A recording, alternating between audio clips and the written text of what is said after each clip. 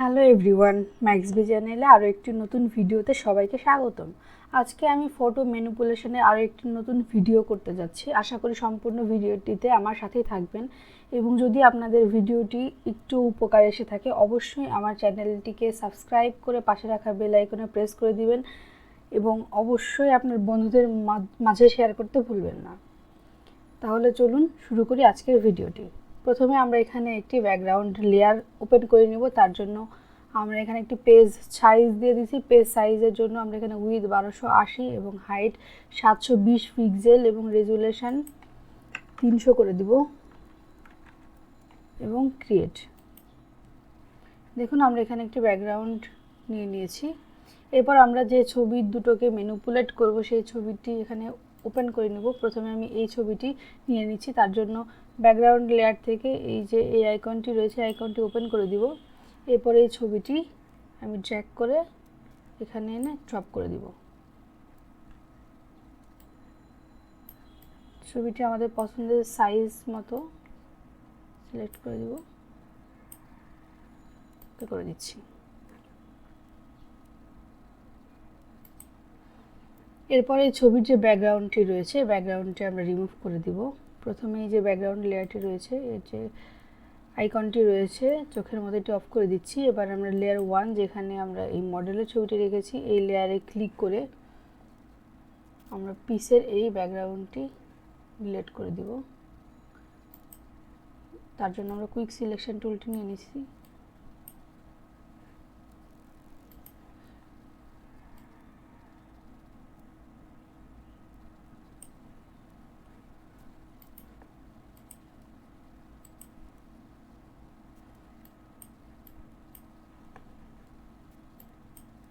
দেখুন ব্যাকগ্রাউন্ডটি সিলেক্ট হয়ে গেছে। ব্যাকস্পেস ক্লিক করলে ডিলিট হয়ে যাবে। কন্ট্রোল ডি সিলেক্ট করে চারপাশের সিলেকশনটি ডিসিলেক্ট করে নিলাম। এরপর আমরা আরও একটি ছবি এখানে ইনপুট করাবো যে ছবির দুটোকে আমরা ম্যানিপুলেট করব। আমি আবার ব্যাকগ্রাউন্ড লেয়ারটি ওপেন করে দিয়েছি। দেখুন ব্যাকগ্রাউন্ড লেয়ারটি ওপেন করার পরে দেখা যাচ্ছে যে এখানে একটি দাগ রয়ে গেছে যেটি ডিলিট হয় নাই। তার জন্য আমরা এখান থেকে ইরেজার টুলটি নিয়ে নিব।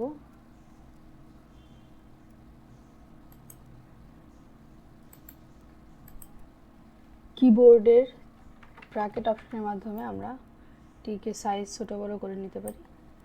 দেখুন এবার সুন্দর মতো এর ব্যাকগ্রাউন্ডটি চারপাশ থেকে রিমুভ হয়ে গেছে। এরপর সেকেন্ড যে ছবিটি আমরা ম্যানিপুলেট করব সেটি আমরা নিয়ে নিব। আমরা এখানে একটি ব্রোকেন পটের ছবি নিয়ে নিয়েছি। একইভাবে এই ছবিটি আমরা ওই যে লেয়ারটি আমরা তৈরি করেছিলাম সেই লেয়ারে ড্রপ করে দিব। তার জন্য এখান থেকে এই আইকনটি ওপেন করে দিলাম। এরপর একইভাবে এখান থেকে ড্র্যাগ করে ড্রপ করে দিলাম।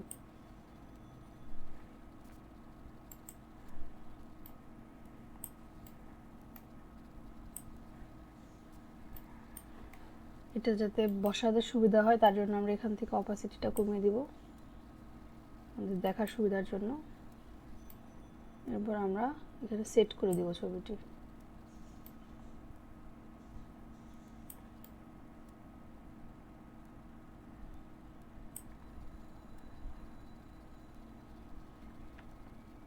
এই ছবিটি ছোট বড় করার ক্ষেত্রে যারা প্রপোর্শন অনুযায়ী ছোট বড় করতে যাচ্ছেন তাদের জন্য, যারা ফটোশপ সিসি 2020 বা এর আপডেট ভার্সন ইউজ করছেন তারা নর্মালি এভাবে ছোট বড় করে নিতে পারবেন। কিন্তু যারা ফটোশপ সিসি 2020 এর কম ভার্সন বা পুরনো ভার্সনগুলো ব্যবহার করছেন তারা অবশ্যই শিফট বাটনে প্রেস করে তারপরে এভাবে ছোট বড় করবেন। আর যদি আপনারা আপডেট ভার্সন ইউজ করে থাকেন তাহলে যদি আপনারা শিফট বাটন প্রেস করে ধরে রেখে ছোট বড় করতে চান তাহলে সেটি ডিসপ্রপোর্শনেট হয়ে যাবে। আপনারা আপনাদের পছন্দ মতো এখানে সেট করে দিবেন।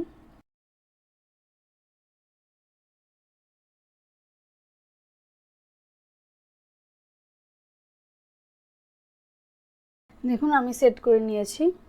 সেট করে নেওয়ার পরে অপাসিটিটাকে আমি একটু বাড়িয়ে দিচ্ছি। এরপর এই যে জায়গাগুলো রয়েছে এই জায়গাগুলো আমি ইরেজ করে দিব। তার জন্য প্রথমে এখান থেকে কুইক সিলেকশন টুলটি নিয়ে নেব। অপাসিটি আমি 100 করে দিই। কুইক সিলেকশন টুলটি নিয়ে যতদূর আমার সিলেক্ট করা সম্ভব আমি সিলেক্ট করে নিচ্ছি।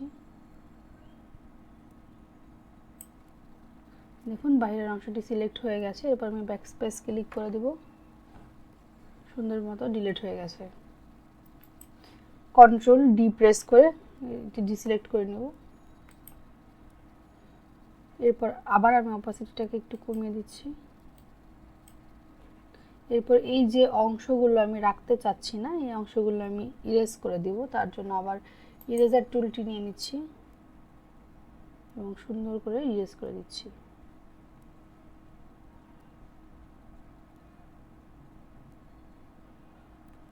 একইভাবে আপনারা এই আইকনটি ছোট বড় করতে পারেন। কিবোর্ড থেকে ব্র্যাকেট যে টুলটি রয়েছে, ব্র্যাকেট টুলটি প্রেস করে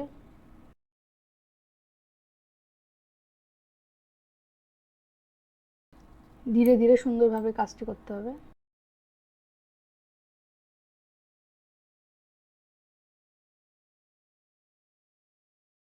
এরপরে এই যে মডেলের যে অংশগুলো রয়েছে, এই অংশগুলো আমি ডিলিট করে দিব। তার জন্য যে লেয়ারটিতে মডেলটি রয়েছে সেই লেয়ারটি সিলেক্ট করব।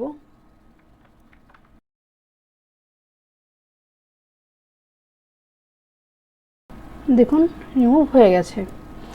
এরপর এর ব্যাকগ্রাউন্ডটি চেঞ্জ করে নেওয়ার জন্য আমরা গ্রেডিয়েন্ট টুলটি নিয়ে নেব। গ্রেডিয়েন্ট টুলটি নিয়ে আমরা এর ব্যাকগ্রাউন্ডটি চেঞ্জ করব। তার জন্য প্রথমে আমরা যে ব্যাকগ্রাউন্ড লেয়ারটি সিলেক্ট করেছিলাম সেই লেয়ারে চলে যাব এবং এখান থেকে এভাবে গ্রেডিয়েন্ট দিয়ে দিব। আপনারা আপনাদের পছন্দ মতো গ্রেডিয়েন্ট দিয়ে দেবেন।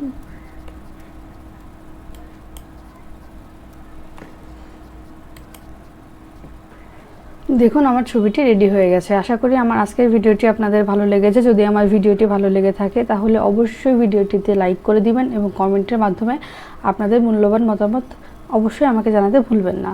Thanks for watching.